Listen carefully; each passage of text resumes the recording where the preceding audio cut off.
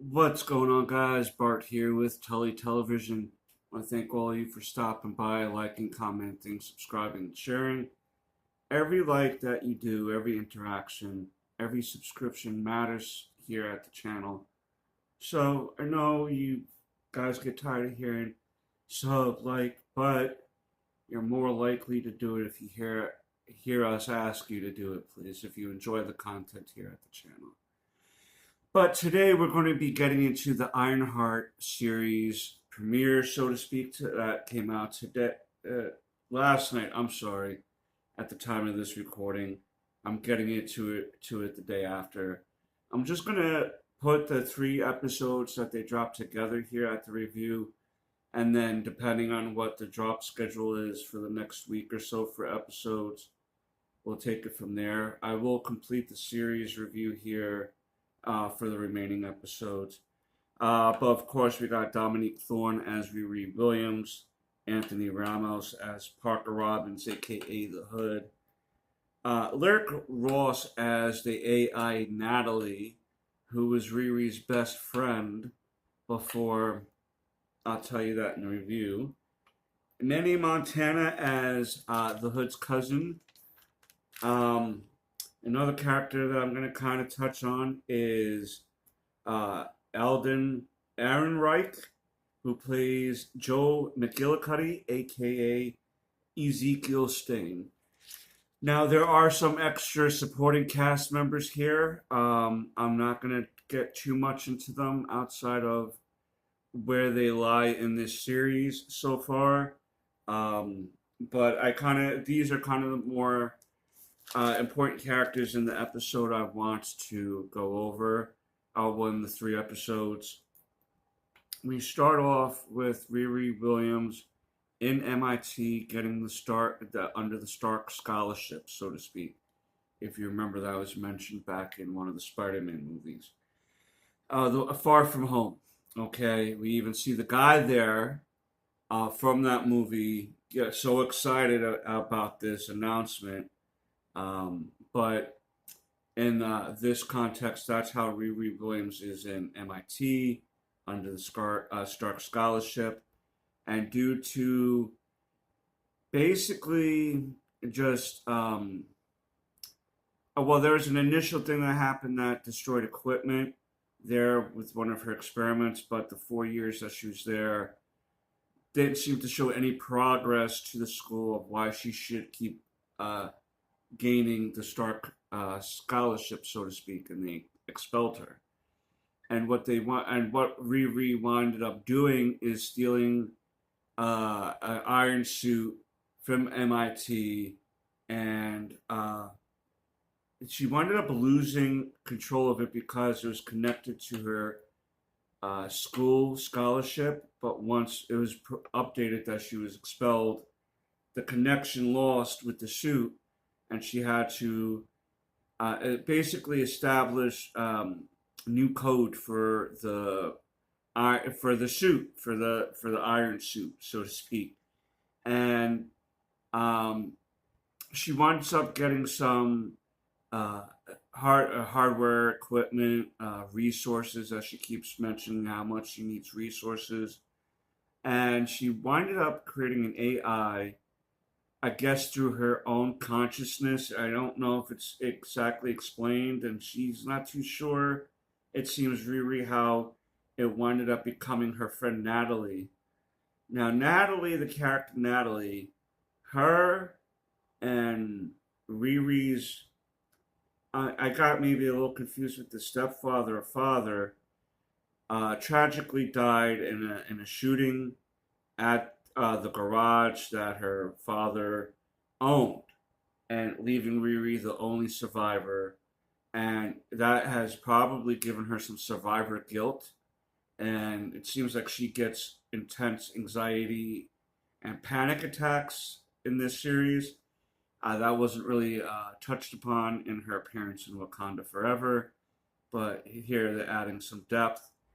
I will say initially with the Riri Williams character and this show, I wasn't too sure what to expect because I'm not the biggest fan of comic version Riri Williams, just based off her wonky origin.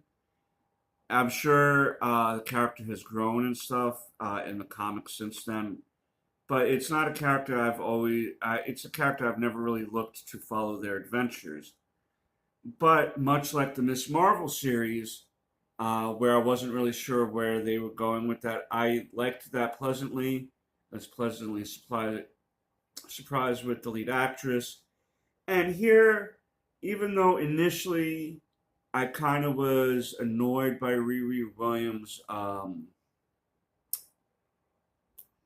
trying to think of the word, that super confidence of I got it and this and that, and acting like she's not. She wasn't making herself vulnerable right off the bat, and it kind of was starting to um, irritate me a little bit. However, I will say, and none of these criticisms are against the actress or anything like that. It's more to the writing. Okay, so I just want to even clear that up. I think Dominique Thorne is doing a very good job here. You know, in her acting, you know what I mean, with what she's given, even though some of the writing I feel is a little wonky here and there. But, again, just an opinion, okay, guys? I don't want to be beat up by you two. Um, but she needs more resources to upgrade her. She wants to create something iconic, okay? And which leads her to meeting Parker Robbins and his crew of Robin Hood-esque criminals, as they're kind of framing themselves to Riri.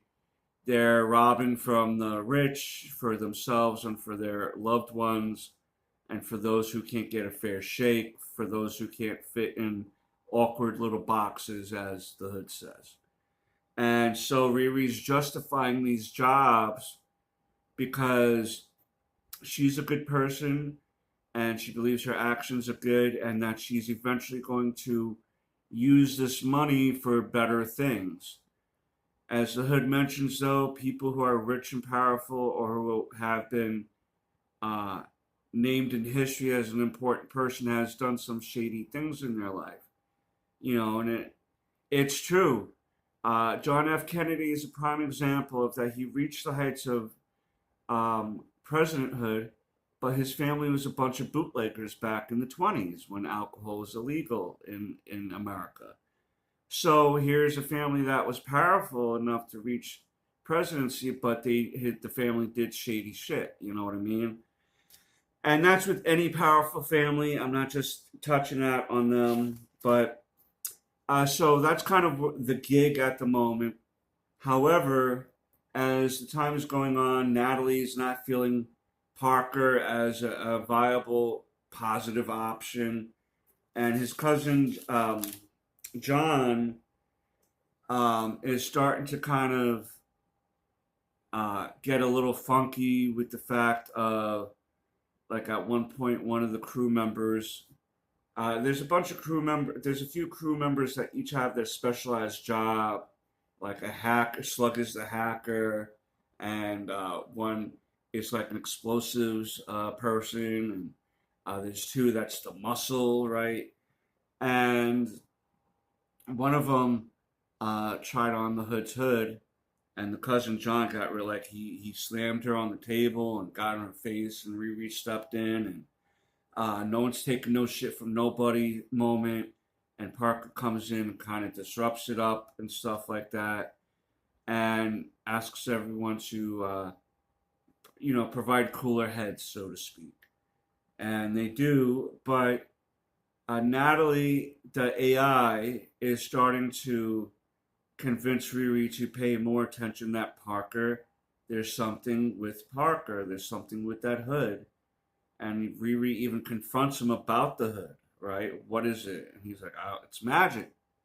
And she's like, magic is just, I don't know. And, she mentions PIM particles. Is it PIM particles? Is it this? Is it that? Things with vibranium and what have you. And that's when he mentions the magic. there is a possible love interest that Riri has, and that was Natalie's brother, I believe, from the context of the conversations. And it seems like he has a genuine care for Riri, but she's trying to keep him at arm's length because of her PTSD from seeing her best friend and father pass away in front of her. She's scared. She's closed off. Okay. And when I kind of start seeing some of that reasoning why she's so rough exterior, it made me feel like there's some depth to the character, which made me then relate to the character. So, much like again the Miss Marvel series, where I gradually enjoyed the series because of what the actress was bringing to the screen, I'm feeling that way for Dominique Thorne, and I'm happy for that in a way. I did enjoy the episodes progressively, and I'm also saying that Parker Robbins I think is bringing the heat for his role. Okay, we obviously know he's made a deal with someone for that hood. And unfortunately, we know that it's Mephisto. Okay. However, we haven't seen Mephisto yet. That will come in the next 3 episodes, I'm assuming. But where we lay off finally at the end of episode 3 is that, oh, Riri meets someone that she was going to buy black market pieces off of, and it winds up being Obadiah Stane's son, Ezekiel Stane. And if you're unsure of who Obadiah Stane is, he is the Ironmonger from Iron Man 1 that went off against Tony, and he was going by Joel McGillicuddy. you McGillicuddy! Um, because he didn't want to be associated with what his father did. Because in the MCU universe, it was reported that he died in an airplane crash, but his son knows what happened, and so he's been helping Riri with her parts that she needs, and he's also looking for her to help him with some of his ideas that he wants to advance humanity for. And so they're kind of gaining a little friendship there, and I like that, for sure. Sorry about that. I was thirsty. It's hot out. I'm on the East Coast. Last 3 days have been steaming, brother. So they're kind of gaining a little friendship, a little respect for each other, and Riri even told him he has to stand up for himself more often because when she first met him, this neighbor's dog crapped on his lawn, and he was trying to get her to clean it, and she just blew him off. And Riri's like, "You can't be letting people blow you off like that. You gotta stand up for yourself." So he's been standing up for himself more often in the third episode, and I'm hoping that we get to see him a little bit more in future projects. I am starting to like this character also. I'm not sure if he's a character that appeared in the comics. If you know, let me know down below. Interact with us, guys. Come on. So, where we leave off is that they're going to pull another heist at this, like, super greenhouse place where there's like 5 super greenhouses and they're growing different things in each greenhouse. And the gimmick is that of this group is that they're trying to um, gain pieces of the company under them, like basically by force, right? And at this greenhouse company, this guy was not giving in. He was not going to sign any papers, and the crew almost got taken out because at this point, Riri's trying to get a piece of the hood to analyze it, and because she was doing that, it set off some sort of sensor, and it shut the greenhouses down. The crew almost suffocated because there's no oxygen, fresh oxygen being pumped in. And at some point, Joe confronts Riri because he sees her. He thought she was in the suit, but she wasn't. And he sees that she has a piece of the hood, and he confronts her, and they fight.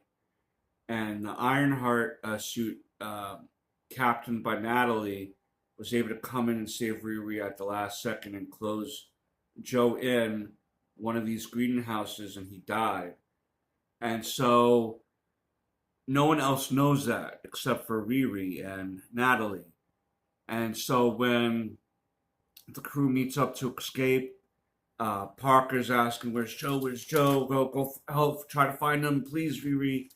And she reports that she sees through, the mechanics of the suit that he's dead and stuff, or that he's passed out in the greenhouse and he's not moving. And so they all take off, and she goes home and starts having a major panic attack because of her wants to analyze the hood. It led to the death of someone, even though they may have been a not nice person. Okay, but that seems to have really messed with her brain because now these are real world consequences that are coming at her door, right? Because there was a crew member before she joined the crew that showed up dead. Now she and her actions led to a man's death, even though he's viewed as not a nice person by her or by other people, maybe.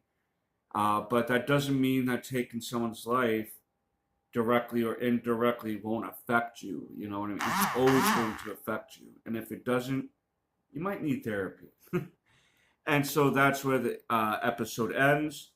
And Parker's talking to the person he made the deal with. Was this part of the plan and this and that? And he sees a zombie version of his cousin John. And that's kind of where that ends too. Plenty of mysteries, plenty of things to come about. I'm more excited about the episodes that are coming than I thought I would be. What are your thoughts on this series? Let me know down below. And until next time, peace, Snookums.